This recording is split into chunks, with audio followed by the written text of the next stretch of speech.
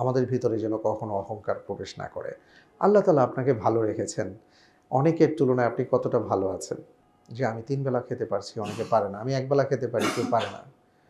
এইজন্য রাসূল সাল্লাল্লাহু আলাইহি ওয়াসাল্লাম আমাদেরকে বলছেন যে আসলে নিচে তাকাও। নিচে তাকালে অহংকার হয় না। উপরে তাকাইলে হলো ভাব আসে। নিচে যদি তাকাও তাহলে ওইটা দেখে তুমি বুঝবা যে তোমার অবস্থানটা আল্লাহ কোথায় নিছেন, তুমি শুকরিয়া আদায় করতে পারবা। কিন্তু আমরা আসলে বিপরীত করি। আমরা নিচে তাকাই ভিন্ন নজরে। ও তো আমার চেয়ে নিচে এটা ভাবি। কিন্তু বলা হয়েছে যে ও তোমার চেয়ে নিচে, আল্লাহ তাআলা তোমাকে ওর উপরে রাইখা তোমাকে কত বড় নিয়ামত দিছেন, তুমি শুকরিয়া আদায় করো। তো যখনই আপনি শুকরিয়া আদায় করবেন, লা ইন শাকারতুম লা আযীদান্নাকুম, আল্লাহ তাআলা বাড়ায় দিবেন। কিন্তু যদি এটা শুকরিয়ার বিপরীতে কৃতজ্ঞতাহীনতা হয়, হ্যাঁ? ওই কারণে আপনার মনের মধ্যে বড়ত্ব আসে, আল্লাহ আপনাকে দাবায় দিবেন। শেষ। আজকে আমাদের যে বিষয়টা ছিল, যে বিষয়ের উপর আলোচনা ছিল সেটা হলো অহংকার, শয়তানের প্রথম অপরাধ। তার মানে বোঝা যায় যে আমাদের যে সবচেয়ে বড় শত্রু, প্রকাশ্য শত্রু, ইন্না শায়তানা লাকুম আদুওয়ান ফাত্তাখিযুহু আদুওয়া, আল্লাহ তাআলা তার সম্পর্কে বলেছেন যে নিশ্চয়ই শয়তান তোমাদের ভয়ঙ্কর শত্রু। ফাত্তাখিযুহু আদুওয়া, তাকে শত্রু হিসাবেই ট্রিট করো। অর্থাৎ তাকে কোনোভাবে কোনো সময়ে মুহূর্তের জন্য হলেও তাকে আপন ভেবো না। সে তোমার শত্রুই। এবং শয়তানের শত্রুতার সূচনা যেটা হয়েছিল, যে অপরাধের মাধ্যমে সে শত্রুতা পোষণ করেছিল, সেটা হলো অহংকার।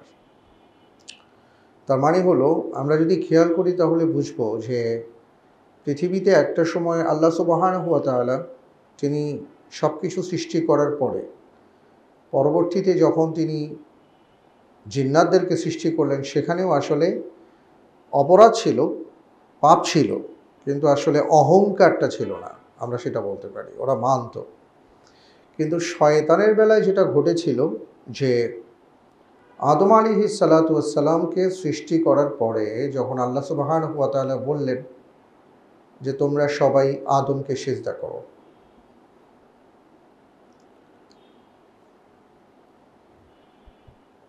তখন শয়তান কেবল আল্লাহ তাআলার এই আদেশটা মানেনি, বাকি সবাই মেনে নিয়েছিল। ফাসাজাদু ইল্লা ইবলিস আবা ওয়াস্তাকবার, আল্লাহ তাআলা দুটো শব্দ ব্যবহার করেছেন। সবাই আল্লাহ তাআলার আদেশ মেনেছিল, সবাই সেজদা দিয়েছিল, কিন্তু কেবল একজন এই আদেশ অমান্য করেছিল, সে হলো ইবলিস। কেন? সে দুটো বিষয় আল্লাহ তাআলা তুলে ধরেছেন। আবা, প্রথমত সে অস্বীকার করেছে, অবাধ্য হয়েছে। কেন? ওয়াস্তাকবার, সে অহংকার করেছে। অহংকারের কারণে তার ভেতরে আল্লাহর আদেশ মানার ব্যাপারে একটা প্রাচীর তৈরি হয়ে গেছে, সে আর আদেশটা মানতে পারেনি। তো শয়তানের পরিচয় সম্পর্কে আমরা কম বেশি সবাই জানি, সেদিকে যাব না, তাহলে আলোচনাটা লম্বা হবে। মূল ব্যাপারটা হলো শয়তান এমন একজন ছিল যে ইতিপূর্বে এমন কোনো ইবাদত ছিল না সে আল্লাহর জন্য করে নাই, কিন্তু একটা পর্যায়ে তাকে তার ইবাদতের অহংকার পেয়ে বসে, তার জ্ঞানের অহংকার তাকে পেয়ে বসে, তার বরত্বের অহংকার পেয়ে বসে। কারণ আল্লাহ তাআলা তাকে মর্যাদা দিয়ে একটা আসন দিয়েছিলেন, সেটা হলো সাইয়্যিদুল মালাইকা বলা হয়েছিল, অথবা মুআল্লিমুল মালাইকা বলা হয়েছিল, যে সে সকল ফেরেশতাদের শিক্ষক, বিশাল মর্যাদার জায়গা। ২ নম্বর ব্যাপার ছিল যে তাকে আল্লাহ সুবহানাহু ওয়া তাআলা জ্ঞান দিয়েছেন এবং সে জ্ঞানের আলোকে সে ইবাদত করেছে। কারণ তার সেই জ্ঞানের কারণে এই জ্ঞান তাকে অহংকারী বানাইছিল। ৩ নম্বর বিষয়টা হলো যে ইবাদতের অহংকার। সে ভেবেছে যে কিরে, আমি এত ইবাদত করেছি, আমার মতন কেউ ইবাদত করে নাই, তা আমি তো বড়, তাহলে আমি কেন আদমকে সেজদা দিব? এই কারণে তার ইবাদতের অহংকার পেয়ে বসেছে। আর জ্ঞানটা ছিল, সে কিন্তু এখানে একটা যুক্তি দিয়েছিল, আনা খায়রুম মিন খলাকতানি মিন নার ওয়া খলাকতাহু মিন তিন। সে বলেছিল যে আমি তো আদমের চেয়ে উত্তম। কিভাবে? সে যুক্তি দিয়েছে, সে ব্যাখ্যা এবং বিশ্লেষণ দেওয়ার চেষ্টা করেছে যে আপনি তাকে মাটি থেকে সৃষ্টি করেছেন, আমাকে আগুন থেকে সৃষ্টি করেছেন। আগুন তো মাটির চেয়ে অনেক অনেক পাওয়ারফুল। তো পাওয়ারফুল জিনিস কিভাবে দুর্বলের কাছে মাথা নত করে, তার ভিতরে এটা খেলছে। অর্থাৎ তার মালিক তাকে আদেশ দিছেন, সে ওটাকে গ্রাহ্য না করে সে হলো তার জ্ঞানের আলোকে বিশ্লেষণ করে তারপরে সে এটা অবাধ্যতা করেছিল। তাহলে তিনটা বিষয় আমরা পাচ্ছি শয়তানের এই অহংকারের ক্ষেত্রে। তিনটা কাজ করছে। একটা হলো তার আসন, তার সম্মান মর্যাদার জায়গাটা। 2 নম্বর ছিল তার জ্ঞান, আর 3 নম্বর হলো তার ইবাদত। তার মানে হলো আমরা কেউ আসলে সেফ না। যার ক্ষমতা আছে, যার প্রভাব আছে, যার বড় কোনো আসন আছে, চেয়ার আছে, তাকে এই চেয়ার বা ক্ষমতার কারণে তাকে অহংকার পেয়ে বসতে পারে। যার জ্ঞান আছে, এই জ্ঞান তাকে অহংকারী বানাতে পারে। যার ইবাদত আছে, আমল আছে, এই আমলও কখনো কখনো কাউকে অহংকারী বানাতে পারে। অহংকারটা কি? যদি এক কথায় বলি, অহংকারটা হলো নিজেকে কোনো কারণে যে কোনো ক্ষেত্রে বড় মনে করা এবং তুলনামূলক অন্যকে ছোট মনে করা। ওই ক্ষেত্রে যেটা শয়তানের বেলায় হয়েছিল, এবং শয়তানের এই টোটাল কার্যকলাপটাই আল্লাহ তাআলা চিত্রায়িত করেছেন পবিত্র কোরআনুল কারীমের এই ভাষায়। সূরা বাকারাতে আসছে যে সে বলেছিল আনা খায়রুম মিন খালাকতানি মিন নার ওয়া খালাকতাহু মিন তিন। তখন আল্লাহ সুবহানাহু ওয়া তাআলা তাকে কি করেছেন আমরা জানি, যে জান্নাত থেকে তিনি বের করে দিয়েছেন। এখন আমাদেরকে বিশ্লেষণ করতে হবে যে ভাই, শয়তান যে অপরাধটা করেছিল সে অপরাধটা আদৌ আমরা করি কিনা। আমরা তো অনেক ইবাদত গুজার, আমরা তো অনেক ইবাদত বন্দি করি। আল্লাহ রব্বুল আলমিনের সান্নিধ্য পাওয়ার জন্য নামাজ পড়ি, রোজা রাখি, হজ করি, জাকাত দিই, অনেক কাজ করি, দান সদকা করি। কিন্তু মনের গভীরে কি আমাদের এই সকল বিষয়ে কোনো অহংকার আছে, একটা অহমিকা আছে? বা কাউকে কি আমরা কোনো তুচ্ছ তাচ্ছিল্য ছোট মনে করি? এটা বলতেই হবে ব্যাপারটা এমন না, মনে করি কিনা, তাহলে আপনি অহংকারী। এবং এই অহংকারটা আমাদের মারাত্মক ক্ষতির কারণ। কত বড় ক্ষতি এটা এক এক করে আমি বলবো, পয়েন্ট আকারে বলার চেষ্টা করব। তাহলে প্রথমত আমরা জানলাম যে শয়তানের প্রথম অপরাধ ছিল অহংকার। আর শয়তানকে অহংকারী বানাতে যে সকল বিষয়গুলো উদ্বুদ্ধ করেছিল সেটা হলো তিনটা বিষয়, যে গুরুত্বপূর্ণ তিনটা বিষয় আজকে পৃথিবীর মানুষের সাথে জড়িয়ে আছে। এবং আমরা বিশেষ করে যারা একটু ইবাদত বন্দিগি করি, একটু ভালো মানুষই আছে আমাদের মধ্যে, আমাদেরকে এই ইবাদত বন্দিগিটাই অনেক সময় আমাদের অহংকারের কারণ হয়। এটা যেন কখনো না হয়, সেদিকে বেঁচে থাকতে হবে। কারণ কি? কারণ হলো আল্লাহ তাআলা অহংকারীকে ভালোবাসেন না। এক কথায় শেষ। ইন্নাল্লাহা লা ইউহিব্বু কুল্লা মুখতারিন ফাখুর। যার ভেতরে অহংকার আছে আল্লাহ সুবহানাহু ওয়া তাআলা তাদেরকে ভালোবাসেন না। কোরআনে কারীমের মধ্যে রব্বুল আলামিন সুস্পষ্টভাবে বলে দিয়েছেন। কারণ এই অহংকারটা কোনো মানুষের সাজে না। কারণ আজকে যদি আমরা চিন্তা করি, আমরা যে অহংকার করব, আমরা নানা কারণে অহংকার করে থাকি। ভাবি আমার টাকা পয়সা আছে এই জন্য অহংকার করি, কাজের মহিলার সাথে খারাপ ব্যবহার করি, ড্রাইভারের সাথে খারাপ ব্যবহার করি, হ্যাঁ, হেল্পিং হ্যান্ডের সাথে খারাপ ব্যবহার করি, আমার কর্মকর্তা কর্মচারীদের সাথে খারাপ ব্যবহার করি। আমি বস হলে মনে করি কি যে আমার একটা পাওয়ার আছে, কিন্তু এটা চিন্তা করি না এই পাওয়ারটা তো আমার না। যে কোনো মুহূর্তে এই পাওয়ারটা আমার শেষ হয়ে যেতে পারে, ভ্যানিশ হয়ে যেতে পারে। আমি অসুস্থ হয়ে গেলে আমার সব শেষ হয়ে যেতে পারে। এটা আমরা বুঝতে পারি না। এই কারণেই আমরা অহংকারটা করি। এটা যেন আমরা বুঝতে পারি যে আমরা আসলে কেউ না। আজকে আমরা যারা ইবাদতের অহংকার করি, আমাদেরকে বুঝতে হবে এই ইবাদত আপনি করছেন না, আল্লাহ আপনাকে তৌফিক দিয়েছেন বলে করছেন। আপনার মতন এমন অনেক মানুষ রাস্তাঘাটে ঘুরে বেড়ায়, কই তারা তো করে না। যেহেতু আপনি করছেন, আপনি বিনয়ী হন, আপনি অহংকারী প্রদর্শন করেন না। কারণ আজকে আপনি এমন করছেন, আগামীকাল যদি তৌফিক না পান আপনি ইবাদত করতে পারবেন না। তাহলে কিসের আপনার অহংকার? জ্ঞানের অহংকারের কথা যদি বলি, যেই জ্ঞান আপনাকে শানিত করবে, আপনাকে বিনয়ী করার কথা ছিল। কারণ যে বৃক্ষের ফল বেশি সেই বৃক্ষটা বেশি ঝুঁকে পড়ে, তাই না? কিন্তু বিনয়ের বদলে যদি কাউকে অহংকারী বানায় দেয় তার জ্ঞান, তাহলে এই জ্ঞান তাকে ধ্বংস করে ফেলবে। আল্লাহ সুবহানাহু ওয়া তাআলা এই জন্য অহংকারীকে ভালোবাসেন না। আর যেহেতু আল্লাহ তাআলা ভালোবাসেন না, তাহলে তার জায়গাটা কোথায় হবে? জাহান্নাম। আল্লাহ সুবহানাহু ওয়া তাআলা বলেছেন উদখুলু আবওয়াবা জাহান্নামা খালিদিনা ফিহা ফাবিইসা মাসওয়াল মুতাকাব্বিরিন। কোরআনে কারীমের আয়াত সূরাতুন নাহল, যে কিয়ামতের ময়দানে অহংকারীদেরকে বলা হবে উদখুলু আবওয়াবা জাহান্নাম, জাহান্নামের দরজা দিয়ে প্রবেশ করো এবং সেখানেই তুমি চিরস্থায়ীভাবে থাকো। কারণ কি? যারা অহংকারী তাদের জায়গাটা কতই না নিকৃষ্ট। মানুষ যখন ইবাদত করে না, কেমন এই ইবাদত না করাটা তাকে অহংকারী বানায়। অহংকারের কারণে সে ইবাদত করে না। ইবাদত কি? আল্লাহ তাআলার নির্দেশ আসছে, আপনি পালন করছেন না, আপনাকে অহংকারী বানায় ফেলছে। শয়তান যে কাজটা করেছিল, আল্লাহ তাআলা বলেছেন সেজদা দাও, এটা আল্লাহর নির্দেশ, পালন করা ইবাদত, করতেই হবে। শয়তান করে নাই, ইবাদত করে নাই। তা আজকে আমরা যারা ইবাদত করতে পারি না, বুঝতে হবে আমাদের ভিতরে অহংকার প্রবেশ করেছে। আপনি 2 ওয়াক্ত নামাজ পড়েন, 3 ওয়াক্ত পড়েন না, আপনার ভিতরে অহংকার কাজ করছে। আপনি নামাজ ঠিক মতন পড়তেছেন না, পড়বো, আরে পরে পড়বো, তার মানে কি? আপনি আল্লাহ তাআলাকে সেই ভয়টা পাচ্ছেন না, আপনার ভিতরে আত্মগরিমা তৈরি হয়েছে। আল্লাহ তাআলা হেফাজত করুন আমাদেরকে। এবং এই অহংকারটা এমন একটা ভয়াবহ ব্যাপার, কোরআনে কারিমের মধ্যে আসছে, এই অহংকার মানুষকে সত্য থেকে দূরে ঠেলে দেয়, ধীরে ধীরে তার সামনে পর্দা পড়ে যায়। যেমন কোরআনে কারিমের মধ্যে আসছে, আল্লাহ সুবহানাহু ওয়া তাআলা বলেছেন, সাআসরিফু আন আয়াতি আল্লাযীনা ইয়াতাকাব্বারুনা ফিল আরদি বিগাইরিল হক, যে আমি তাদেরকে আমার নিদর্শন থেকে দূরে রাখব।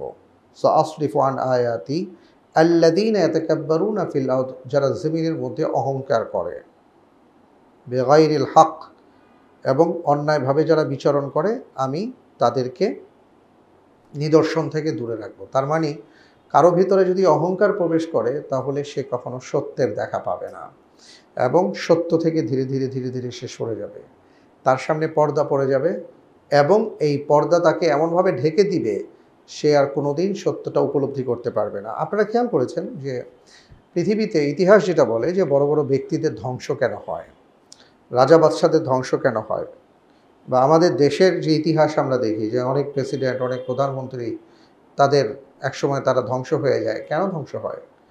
তার চারপাশে একটা বলয় তৈরি হয়, সেই বলয়টা থেকে তাকে অহংকারী বানানো হয়, তাকে কথাবার্তা, তার ক্ষমতা, দাপট সব মিলিয়ে একটা অহংকারের প্রাচীর তার চারপাশে তৈরি হয়।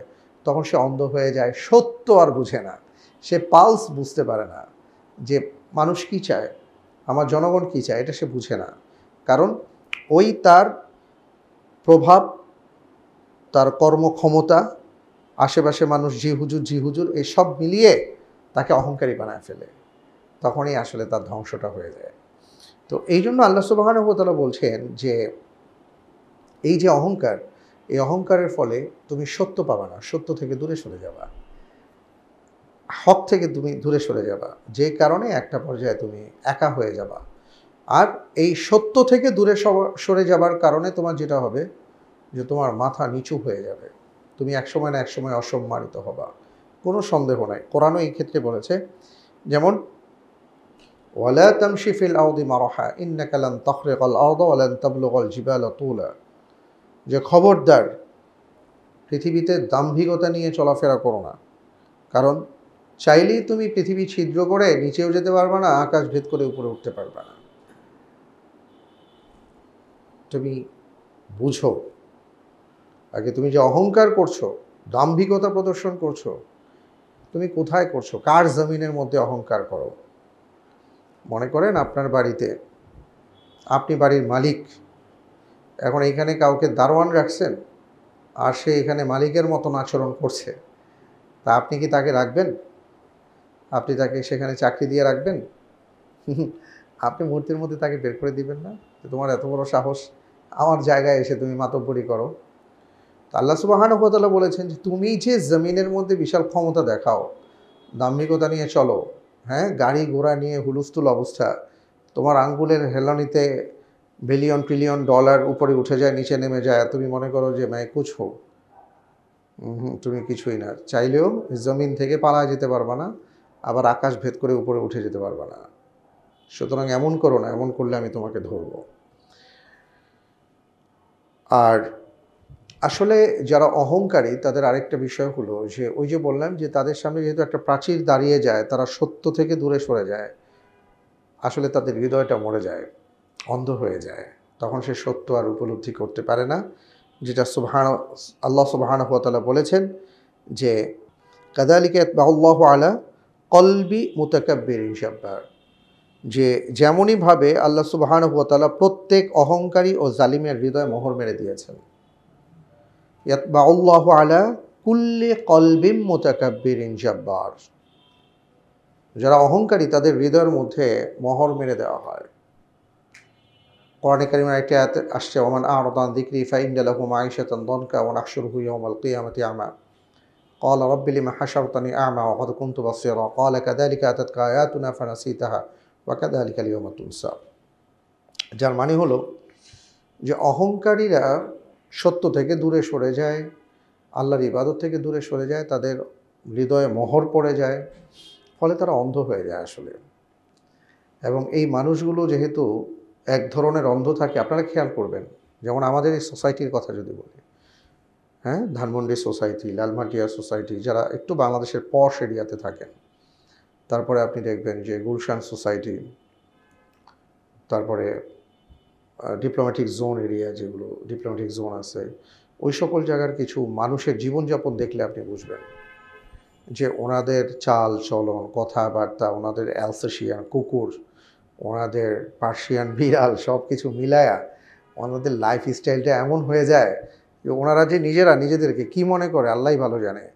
আর কি আশেপাশের মানুষ যে ওনাদেরকে নিয়ে কী ভাবে সেই ভাবার সময় নাই, কারণ ওনারা আসলে সেই ভাবা থেকে অনেক উপরে, কারণ মাঝখানে একটা প্রাচীর পড়ে গেছে, ওনারা বুঝেই না, ওনাদেরকে নিয়ে ওনারা বুঝতে পারে না, ওনাদের মধ্যে মনুষ্যত্ব কাজ করে না।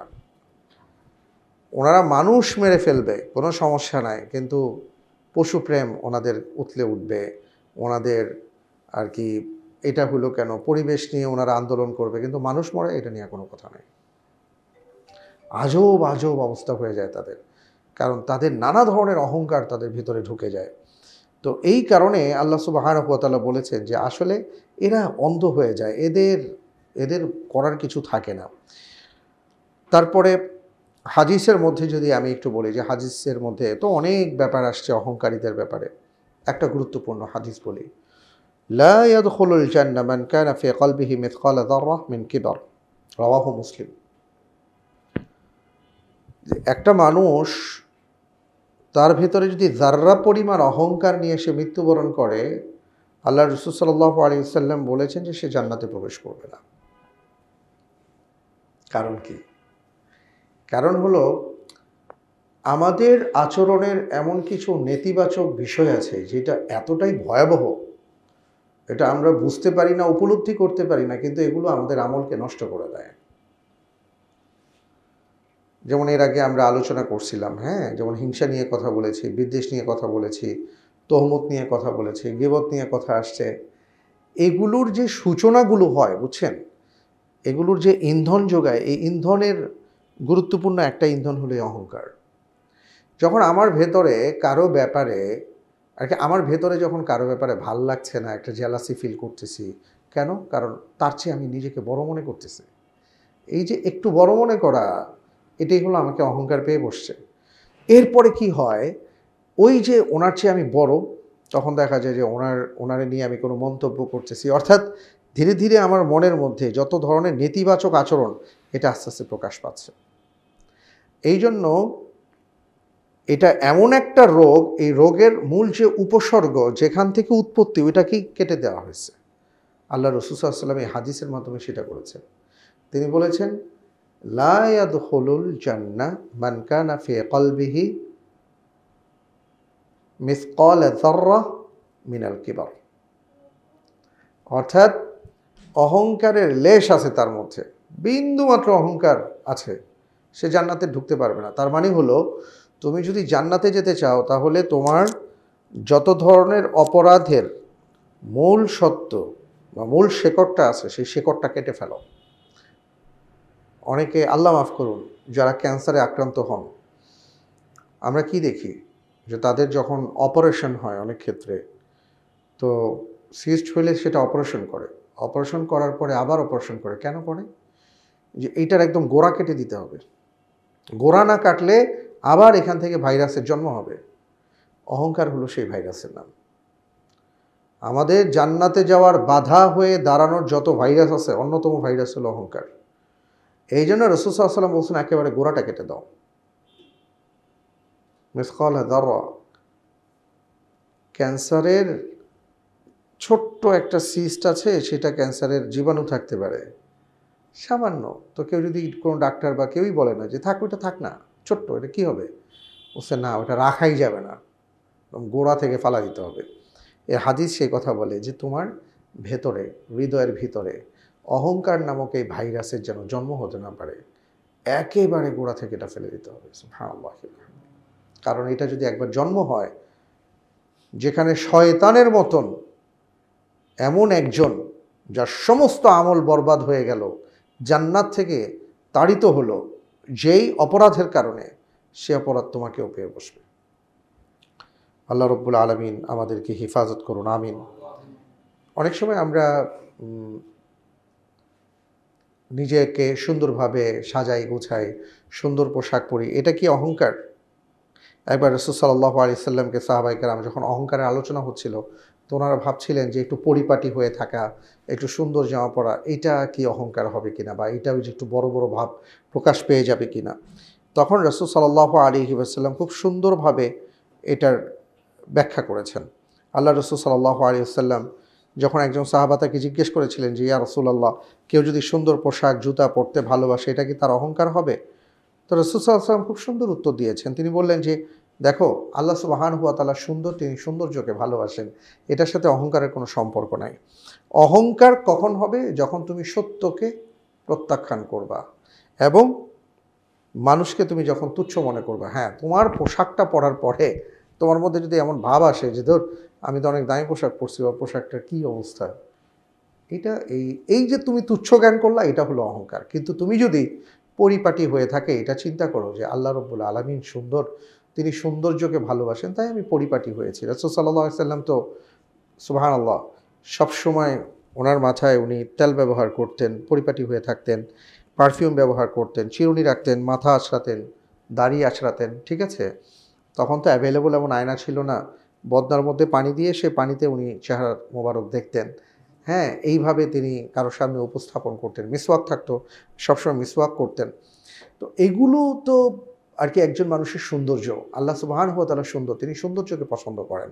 এটার সাথে এটার সম্পর্ক নাই। আল্লাহ তাআলা আপনাকে মনে করেন গাড়ি দিয়েছেন, আপনি একটা গাড়িতে চড়তে পারছেন, আপনি আল্লাহর শুকরিয়া আদায় করেন যে আলহামদুলিল্লাহ, আল্লাহ তাআলা আমাকে এই বাহনটা দিয়েছেন, আমার তো তৌফিক ছিল না, আল্লাহ দয়া করে দিয়েছেন। এটা অহংকার না। কিন্তু আপনি যখন গাড়ি দিয়ে যাওয়ার সময় মনে করলেন কী রে, রিকশাওয়ালা দে একটা ধাক্কা, হ্যাঁ, ওই সামনে রাস্তার মধ্যে দাঁড়া রয়েছে, ভ্যাপু দিয়ে আপনি বুঝাই দিলেন, বেটা তুই আমার গাড়ি দেখোস না, তুই রাস্তা সারস না, আপনি শেষ। এটা হলো অহংকার, ঠিক আছে? এগুলো করা যাবে না। যার ভেতরে এগুলো থাকে তার কি হয়, পরিণতিটা কি হয়? রাসূল সাল্লাল্লাহু আলাইহি ওয়াসাল্লাম এই ক্ষেত্রে বলেছেন, মান তাওয়াদাআ লিল্লাহি রাফাআহুল্লাহ ওয়া মান তাকাব্বারা ওয়াদাআহুল্লাহ। যে বিনয়ী হয়, অহংকারের বিপরীতটা হলো বিনয়। আপনি যদি বিনয়ী হতে পারেন, আল্লাহ আপনার মর্যাদা বাড়ায় দিবেন। কিন্তু কেউ যদি অহংকারী হয়, আল্লাহ তার মর্যাদা ছিনিয়ে নেবেন, তাকে নামিয়ে দেবেন। তার মানে ওই যে বলি না, অহংকার পতনের মূল। এই হাদিসের এটা একটা মাফহুম, মান তাওয়াদাআ লিল্লাহি রাফাআহুল্লাহ। যে বিনয়ী হয়, আল্লাহ তার মর্যাদা বাড়ান, আর যে অহংকারী হয়, আল্লাহ তাকে নিচে নামায় দেন। তো অহংকার পতন, ঠিক আছে?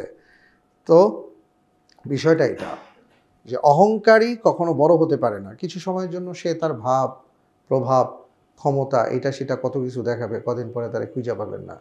সব এলাকা ছাড়া যত মাস্তান ছিল, গুন্ডা পান্ডা সন্ডা, তারপরে মনে করেন যারা যা কিছু করছে, হ্যাঁ, আকাম কুকাম যা কিছু করছে, বিশাল ভাব দেখায় ঠাকায় একাকার, এগুলার এখন একটাও খুঁজে পাওয়া যাচ্ছে না, সব ভাগলপুর শেষ। এখন আবার নতুন গ্রুপ যদি কেউ এমন হয়, আবার তারাও কদিন পর ভাগলপুর। এইটার আসলে কোনো স্থায়িত্ব নাই, এটা বেহুদা জিনিস। আল্লাহ সুবহানাহু ওয়া তাআলা বলছেন যে অহংকার করবা, শেষ করে দেব, একদম পতন হয়ে যাবে। সুতরাং ভাইরা আমার, আমাদের খেয়াল রাখতে হবে যে আমাদের ভিতরে যেন কখনো অহংকার প্রবেশ না করে। আল্লাহ তাআলা আপনাকে ভালো রেখেছেন, অনেকের তুলনায় আপনি কতটা ভালো আছেন, ঠিক আছে? আপনাকে কতটা ভালো রেখেছেন, এটা কোনোদিন আমরা চিন্তা করি কিনা? যে আমি 3 বেলা খেতে পারছি, অনেকে পারে না, আমি 1 বেলা খেতে পারি, কেউ পারে না।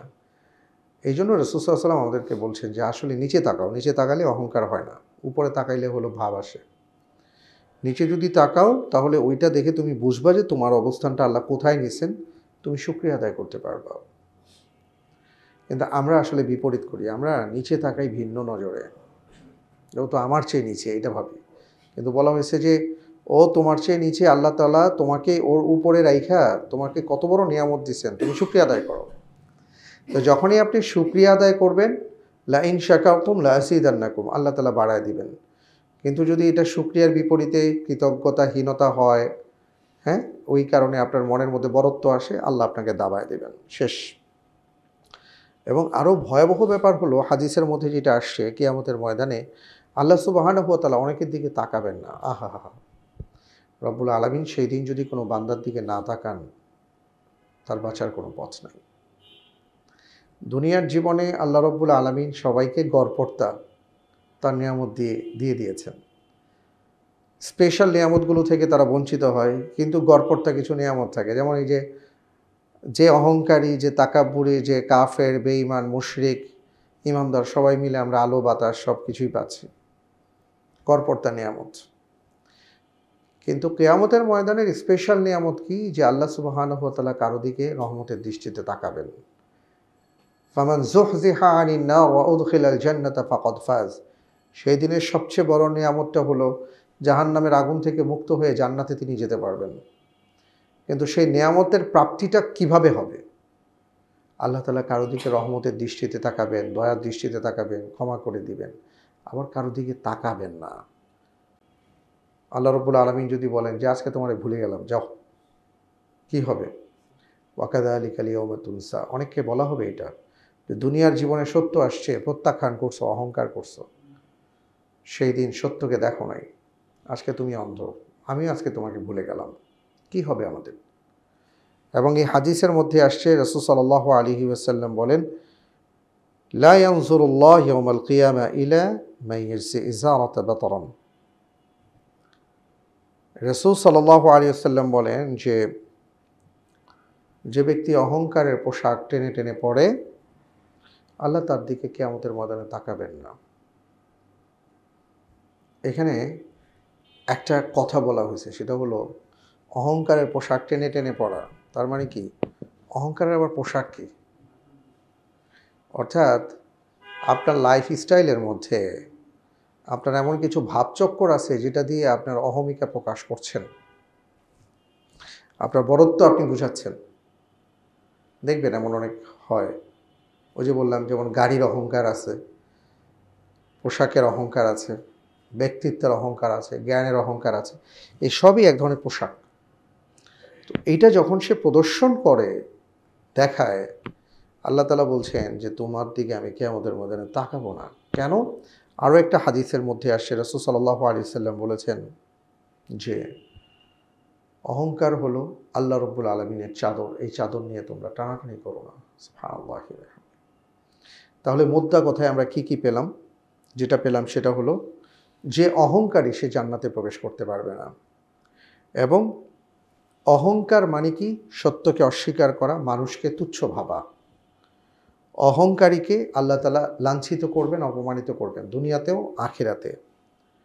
আর বিনয়কে আল্লাহ সুবহানাহু ওয়া তাআলা পছন্দ করেন। এটা এমন একটা আল্লাহর প্রিয় গুণ, যে বিনয় অবলম্বন করে আল্লাহ তাকে বড় করেন। আর যে বিপরীতে অহংকার প্রদর্শন করে, আল্লাহ তাআলা তাকে ধ্বংস করে দেন। পরিশেষে যেটা বলবো, যে এই অহংকার থেকে বাঁচার উপায় কি, আমরা কি করতে পারি, কোরআন এবং সুন্নাহর আলোকে চিকিৎসা কি? 1 নম্বর বলবো যে আমরা নিজেরা নিজেদের দিকে তাকাই যে আমরা আসলে কতটা দুর্বল। ওয়াকানাল ইনসানু দাঈফা। আল্লাহ আমাদেরকে কতটা দুর্বল করে সৃষ্টি করেছেন। আমরা যার যার অবস্থানে অনেকে অনেক কিছু ভাবতে পারি, কিন্তু মুহূর্তের মধ্যেই যদি মনে করেন আপনি অসুস্থ হয়ে পড়েন, শেষ, আপনার সমস্ত ক্ষমতা শেষ। এই যে আমাদের যে দুর্বলতা, এটা যদি আমরা নিজেদেরকে ভাবি, তাহলে আমরা বুঝতে পারবো যে আসলে আমরা কোন অবস্থাতে আছি। এবং আমরা যে কেউ ছিলাম না, আল্লাহ দয়া করে আমাদেরকে সৃষ্টি করেছেন। কুনতুম আমওয়াতান ফাআহইয়াকুম সুম্মা ইউমীতুকুম সুম্মা ইউহয়িকুম। এই যে কথাগুলো, তোমরা কেউ ছিলা না, মৃত ছিলা, অস্তিত্ব ছিল না, আল্লাহ তোমাদেরকে সৃষ্টি করেছেন, আবার তোমাদের মৃত্যু হবে, আবার জীবিত করবেন। তার মানে কি? আমাদের আসলে কোনো পাওয়ার নেই।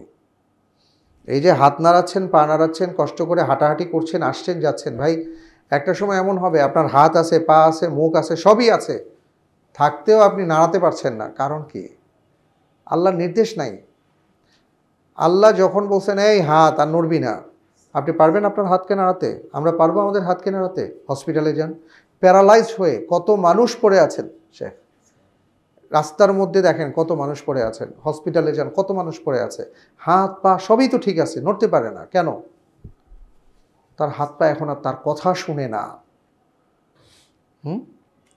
তার ব্রেইন থেকে নানা ধরনের হাতকে পাকে কমান্ড দেয়, কিন্তু সেই কমান্ড হাত পা শুনে না। কারণ মূল ব্যাপারটা হলো এগুলো তো আমাদের না, আল্লাহ আমাদেরকে দয়া করে নিয়ামত দিয়েছেন ব্যবহার করার জন্য। এখন আমরাই হাত পা নিয়ে নিজের মনে করে যা খুশি তাই করলাম, আল্লাহ বলে নিয়ে গেলাম, শেষ।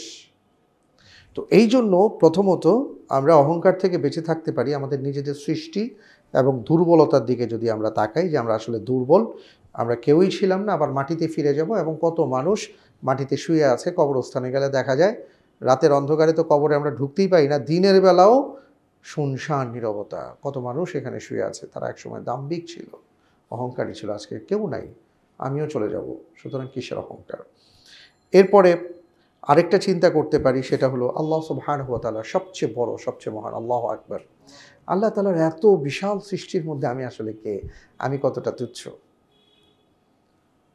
কখনো ভাবি, মনে করেন আমরা এত কিছু করি না, এত ক্ষমতা, এত কিছু, কিন্তু দেখা যায় যে একটা ঝড় আসলে, একটা জলোচ্ছ্বাস আসলে, একটা বন্যা, একটা সাইক্লোন, একটা আর কি ভয়াবহ কোনো আমাদের বিপর্যয় ঘটলে, তখন কিন্তু আমাদের কারো কোনো অস্তিত্ব থাকে না। কত মন্ত্রী, হ্যাঁ, মন্ত্রী মারা গেছে না ভাই করোনার সময়? নাসিম সাহেবের মতন মানুষ, যে কথাগুলি গম গম গম গম করে কথা বলতেন, তো উনি তো করোনায় মারা গিয়েছিলেন, লাস্টে চিকিৎসাও মনে হয় ঠিক মতন পায় নাই। হেলথের টাকা পয়সা বহুত কথা শুনছিলাম তার ব্যাপারে, কিন্তু লাস্টে উনি চিকিৎসা পায়নি। কেমনি চিকিৎসা পাবে?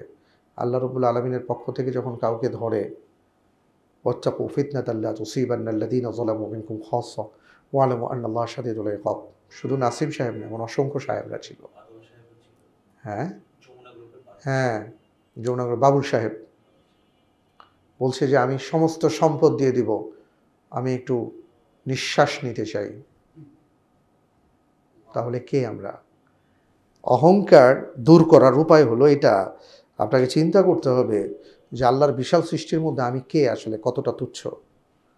আমার কোনো পাওয়ার আছে, কোনো ক্ষমতা আছে? আল্লাহু আকবার।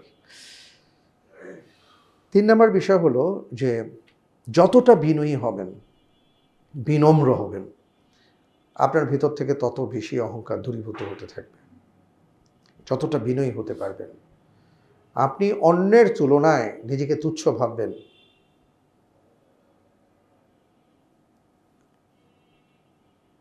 একবার সম্ভবত বসরাতে আলেমদের আলোচনা হচ্ছিল অহংকার নিয়ে, কিবার এটা নিয়ে আলোচনা হচ্ছিল। হাসান বসরি রাহিমাহুল্লাহকে জিজ্ঞেস করলেন যে আপনার মতে কি, যে অহংকার কি? তুমি বললেন যে অহংকার হলো ওটাই, তুমি যখন বাজারে যাবা, আর বাজারে গিয়া তোমার কাছে যদি মনে হয় যে কোনো একজন ব্যক্তির চেয়ে তুমি বড়, তাহলে তো এটা অহংকার। বাঁচার উপায় কি? তুমি মনে করবা এখানে যারা আছে সবার চেয়ে তুচ্ছ, ছোট আমি, এটাই বাঁচার উপায়। বিশাল বড় কথা কিন্তু। তো ভাই, যখন আপনি ছোট ভাববেন নিজেকে, তখন স্বাভাবিকভাবেই আপনার ভেতরে অহংকারটা কাজ করবে না। হ্যাঁ, আপনার যেই কথা, এখন আপনি যদি জায়গা মতো না পারে এমন নিজেকে এতই ছোট মনে করেন যে কথাই বলতে পারতেছেন না, বিষয়টা এইটা না। বিষয়টা হলো আপনার মন মানসিকতা এটা ভাবা যায় আমি ছোট মানুষ, আমি অত্যন্ত ছোট, নিজেকে ছোট ভাবা। তাহলে দেখবেন যে ইনশাআল্লাহ তাআলা আল্লাহ অহংকার দূর করে দিবেন। তারপরে যেটা বলবো যে অন্যদেরকে মর্যাদা দেওয়ার চেষ্টা করা, বর্তমানে এটা আমাদের নাই। আমরা কাউকে সালাম দিতে পারি না এখন, সালাম নিতে পছন্দ করি, তাও সালামটা নেয়ার ক্ষেত্রেও আমাদের এখন অনেক ধরনের স্টাইল বের হয়েছে। ঠিক আছে, কেউ আমাদেরকে সালাম দেয় সুন্দর করে, আমরা ব্যক্তি চিনে চিনে সালামের জবাব দিই। এখন ব্যক্তি দেখে দেখেও সালাম দেই, আর কি সবাইকে সালাম দিতে মনে চায় না, এই জন্য জেনে বুঝে দেখে শুনে সালাম দেই। আবার সালামের জবাবটাও এক এক ক্ষেত্রে এক এক রকম হয়। যদি অমন কোনো ব্যক্তি আমাকে সালাম দিয়ে ফেলে, সুন্দর করে আমি সালামের জবাব দিই। আর যদি আমার কর্মকর্তা, কর্মচারী, ড্রাইভার অথবা আমার কাজের লোক যদি সালাম দেয়, হ্যাঁ স্যার আসসালামু আলাইকুম, হ্যাঁ বসো, আর কি ওনার সালামের জবাবটা দিতে ওনার মন চাচ্ছে না, ওনার ভাবটা কি, এটা হলো তার অহংকার। অহংকারের কারণে সে করতেছে। তো এই জন্য রাসূল সাল্লাল্লাহু আলাইহি ওয়াসাল্লাম আমাদেরকে বুঝাইছেন যে না, নিজেকে ছোট মনে করো, অন্যকে মর্যাদা দেওয়ার চেষ্টা করো। আল্লাহর নবীর মতন সর্বশ্রেষ্ঠ মানুষ, ওনার আচরণটা কি ছিল? ইহুদি মসজিদে পেশাব করে দিছে, আল্লাহর নবী তার সবাইকে আটকে দিতে বলছেন যে ঠিক আছে একটু সময় দাও, সুন্দর করে তার সাথে কথা বলছেন। সেটা আমাদের মুসলমানদের ইবাদতের জায়গা, পেশাব করলে জিনিসটা নষ্ট হয়ে যায়, অপবিত্র হয়ে যায়, তিনি পানি ঢেলে দিচ্ছেন। আর একটা বর্ণনায় আসছে, এই বর্ণনাটা আমার খুব জানা নাই কতটা সহি, কিন্তু শুনেছি যে ওনার ঘরে মেহমান ছিলেন, বিছানা নষ্ট করে দিচ্ছেন, উনি গিয়ে পরবর্তীতে তার কাছে বলছেন যে আপনি এই অবস্থা, আমি দুঃখিত যে আপনার সেবা দিতে পারিনি। কিন্তু বড় ব্যাপারটা হলো যে রাসূল সাল্লাল্লাহু আলাইহি ওয়াসাল্লামের আচরণগুলো এমন ছিল যে প্রত্যেকের ক্ষেত্রেই আচরণটা এত মধুর, এত সুন্দর ছিল, যেটা আমর ইবনুল আস রাদিয়াল্লাহু তাআলা আনহু বলছিলেন যে আল্লাহর নবীর আচরণ দেখে প্রথমে ভাবছিলাম উনি কেবল আমারই পছন্দ করে, কিন্তু একদিন সাহস করে যখন জিজ্ঞেস করলাম, ইয়া রাসূলুল্লাহ আপনি সবচেয়ে বেশি পছন্দ করেন কাকে, তো উনি মনে মনে ভাবছেন যে উনি তো আমার কথাই বলবেন। তা এখন দেখলেন যে উনি বলছেন না আবু বকর। ইয়া রাসূলুল্লাহ তারপরে কে, ভাবছেন দ্বিতীয়তে আসেন কিনা, যে ওমর। তখন উনি বললেন যে না, আমি আর পরে আর সাহস পাইলাম না যে আমার সিরিয়াল যে কত নম্বর, দরকার নাই। কিন্তু ওনার আচরণটা এমন ছিল যে সবার সাথে আচরণ এমন, সবাই ভাবতেন যে আল্লাহর নবী সবচেয়ে বেশি আমাকে ভালোবাসেন। সুবহানাল্লাহ।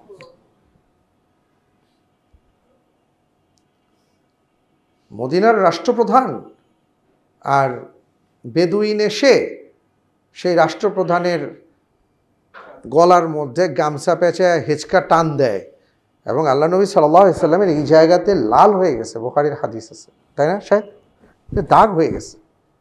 কী রে, সবাই তো খেপে গেছে। তো সে তো বেদুইন, তার তো বলার ভাষাও ওই রকমই আর কি।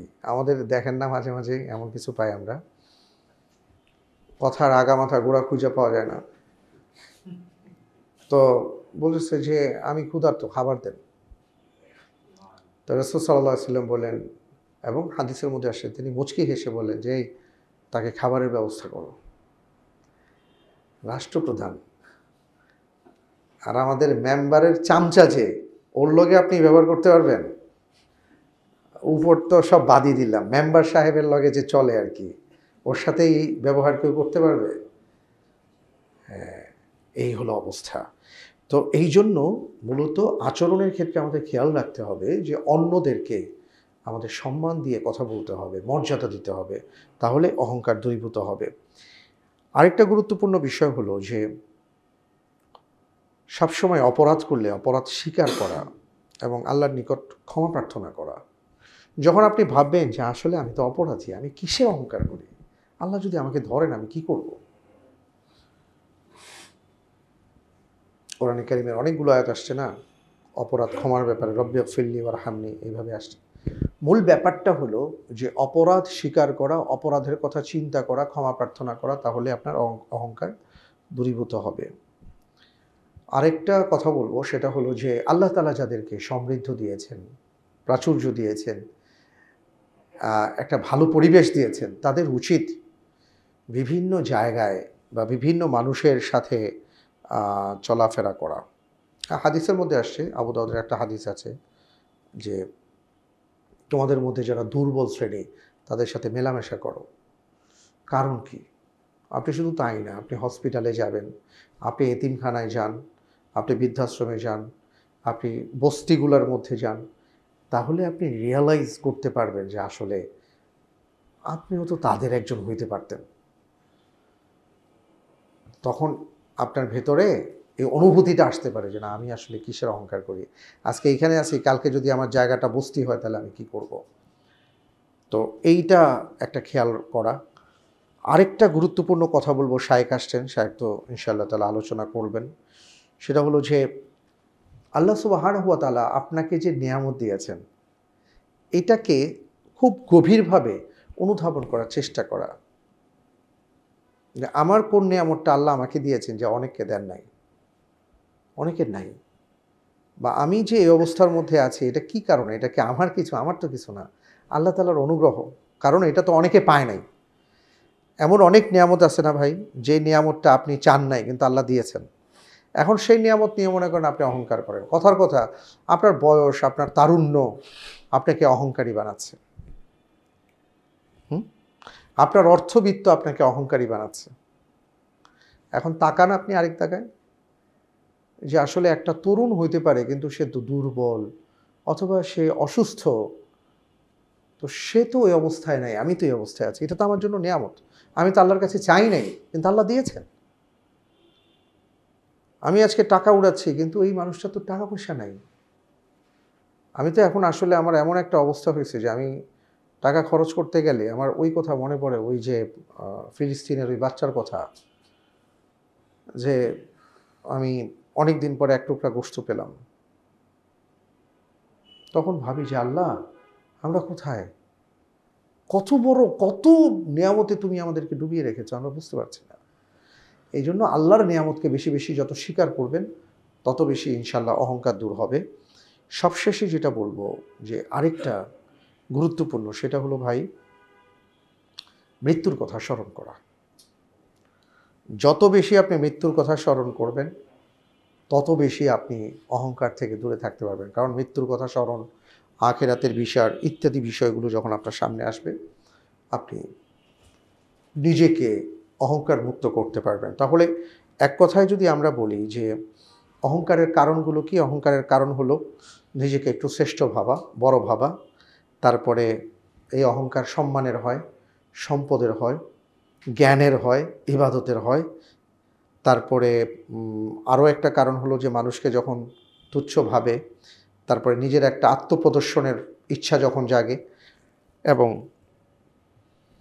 মানুষের ক্ষেত্রে আর কি নিজের লোক দেখানো একটা যখন মনোভাব তৈরি হয়, এগুলো মূলত আমাদের অহংকার ধীরে ধীরে প্রকাশ পেতে থাকে।